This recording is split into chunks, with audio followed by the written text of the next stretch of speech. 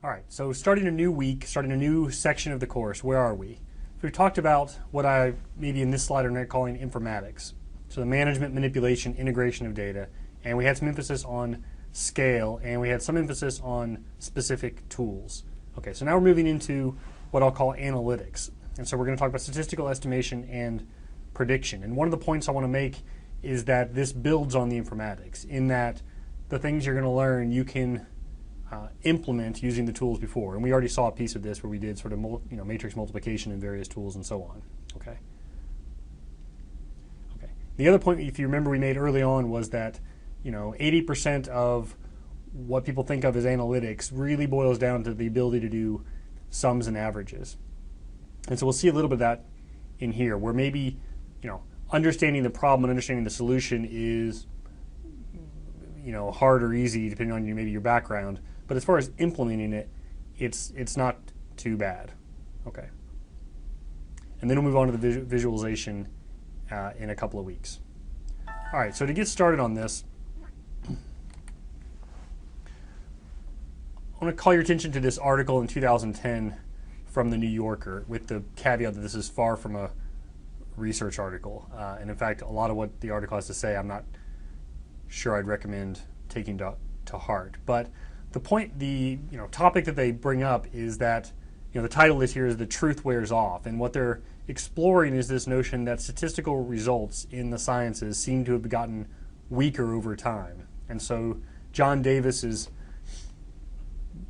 a researcher at the University of Illinois who does work on antidepressants, is quoted and is discussed as talking about how a forthcoming analysis is demonstrating the efficacy of antidepressants has gone down as much as threefold in recent decades. So this is that the effectiveness, as measured by clinical trials, of these antidepressants has gotten a lot weaker. The article also talked about Anders Müller, who studied barn swallows and discovered that the females were more likely to mate with males that had long symmetrical feathers, and this finding sort of relied on precise measurements of the symmetry. And so this was a pretty significant discovery, but over the course of the next 5 or 6 years, the effect size, as discovered by himself and other researchers, shrank by 80%. Okay, a lot of the article talks about Jonathan Schooler in 1990, who made a discovery of an effect that he called verbal overshadowing, which was counterintuitive because it showed that people who are asked to describe a face, using English that they've seen, were actually less likely to remember it than those who had just seen the face.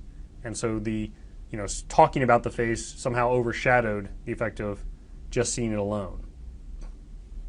Okay, and once again, this effect seemed to get weaker over time and became increasingly difficult to measure, but including by Jonathan Schooler himself. And in fact, he's quoted as saying this frustrated him, right? He was having trouble replicating it.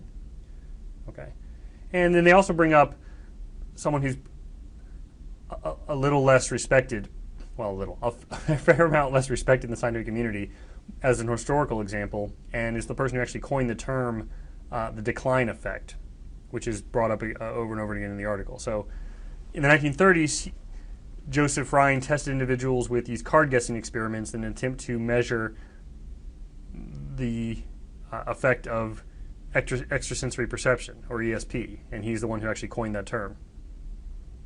So he had a few students that achieved multiple streaks of very low probability, many cards in a row that they guessed right and so on.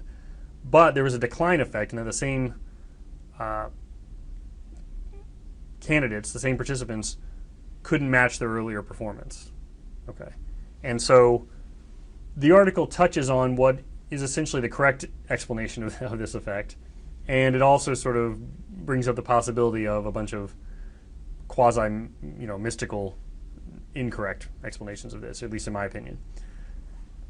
So I want to tell you about, I want to, in the next couple of segments, next few segments, I want to sort of explore this as a test case for statistics and statistical estimation. And I want to use this as a vehicle to introduce the fundamental concepts of statistics and also some of the somewhat more advanced concepts of statistics especially as they relate to big data.